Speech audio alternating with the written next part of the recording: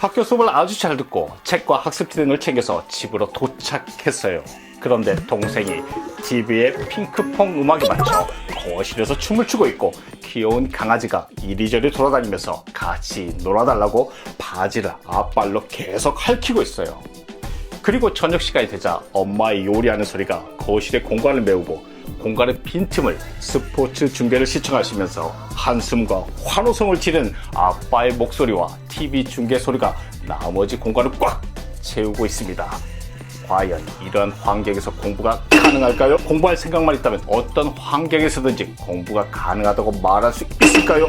또 공부하라고 강요할 수 있을까요?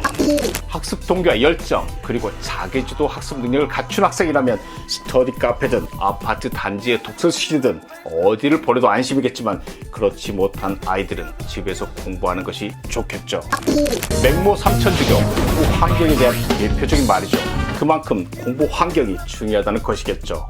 그렇다면 아이들이 공부를 하고 싶도록 공부가 잘 될 수 있도록 공부 환경을 잘 조성해 주어야겠죠. 공부를 지속하기 어려운 환경이나 집중에 방해 요소가 많은 곳에서 공부에 집중하기를 바란다는 것은 의지만 있다면 어디서든지 공부할 수 있다고 말하는 것은 너무 많은 욕심이지 않을까요? 오늘은 공부 환경에 대해서 알아보는 시간을 갖도록 할게요. 잘 들어보고 좋은 공부 환경을 가지고 있다면 더욱더 발전 유지를 시키고 나쁜 공부 환경, 보완해야 할 공부 환경이 있다면 바꿔보는 것도 좋지 않을까요?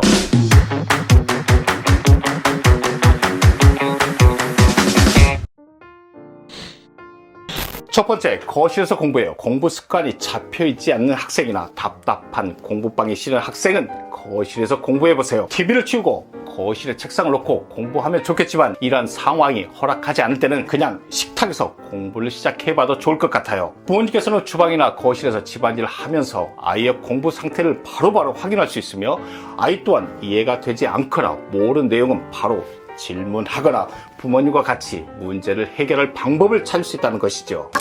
즉 부모와 함께하는 거실에서 학습 습관, 유대감을 쌓을 수 있는 장점도 있으며 항상 부모님과 함께 있으니 멍 때리거나 딴짓하는 횟수가 확실히 줄어들 수 있겠죠. 그리고 답답한 공부방보다는 가족들과 함께할 때 공부에 대한 의욕이 더 생길 수 있으며 너무 적막한 것보다는 약간의 불규칙적인 작은 생활 소음은 오히려 집중력을 향상시킬 수 있다는 것도 아셨으면 좋겠어요.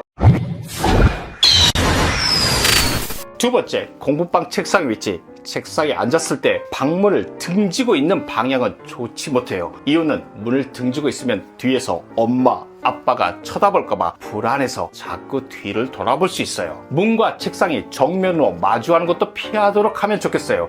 아이들이 문 앞 상황을 볼 수 있으면 딴짓하면서 공부하는 척하는 잔머리를 굴릴 수 있기 때문이죠. 그렇다면 공부하기에 가장 좋은 책상의 위치는 과연 어디일까요? 문을 열었을 때 책상에 앉아있는 아이의 옆면이 보이는 곳이 가장 좋은 장소예요.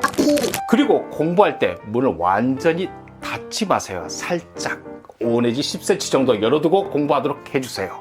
그러면 딴짓을 하고 싶은 마음도 없을 것이고 집중하면서 오랜 시간 공부할 수 있을 거예요.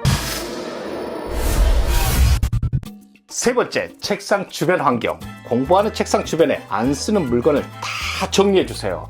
아예 공부방에서 팬트리나 창고로 옮겨주세요. 특히 게임기, 카드, 장난감 등 공부에 방해가 될 수 있는 모든 것은 공부방에서 다른 곳으로 옮겨주세요. 아이들은 지우개 찌꺼기 가지고도 놀기도 합니다. 그런데 눈만 들면 게임기가 보이고 고개만 돌리면 장난감이 보이고 손만 내밀면 포켓몬 카드가 만져진다면 제대로 집중할 수 있을까요?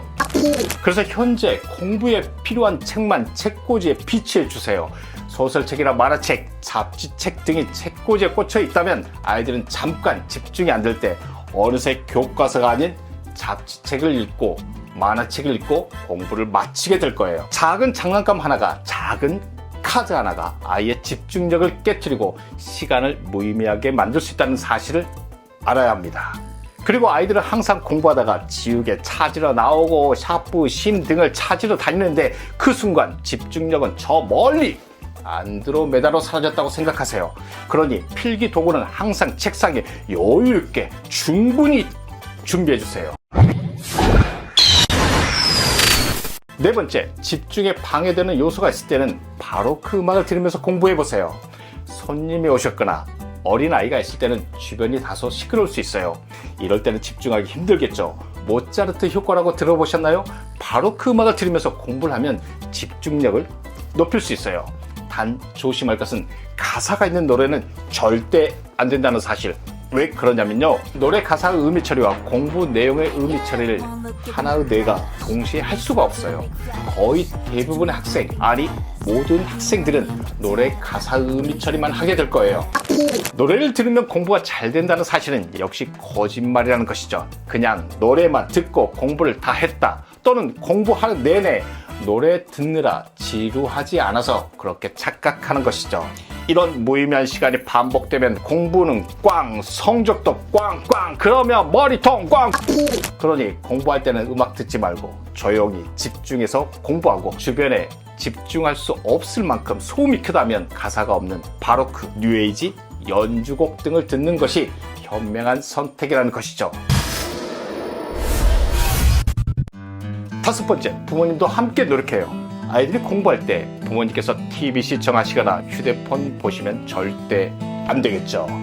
아이는 공부하라고 하면서 부모님들 놀고 있으면 공부한 아이도 심리적으로 흔들고 혼자만 공부하고 있는 본인의 상황에 대해서 짜증 거 화도 나겠죠. 아이가 공부하고 있는 동안은 부모님께서도 독서와 자기 발전의 시간을 가져보도록 하고, 아이의 공부가 마치면 다 함께 TV 시청하거나 같이 시간을 즐겁게 보내면 더욱 좋겠죠. 오늘은 공부 환경에 대해서 5가지를 알아보았습니다. 아이들이 공부를 마치고 나면 어제보다 달라진 오늘의 모습을 찾아서 꼭 칭찬과 격려를 해주세요. 그러면 내일의 모습은 더욱더 달라질 것이라고 확신합니다. 아이가 열심히 공부하고 싶은, 공부가 잘 되는 공부 환경을 꼭 만들어주세요. 감사합니다.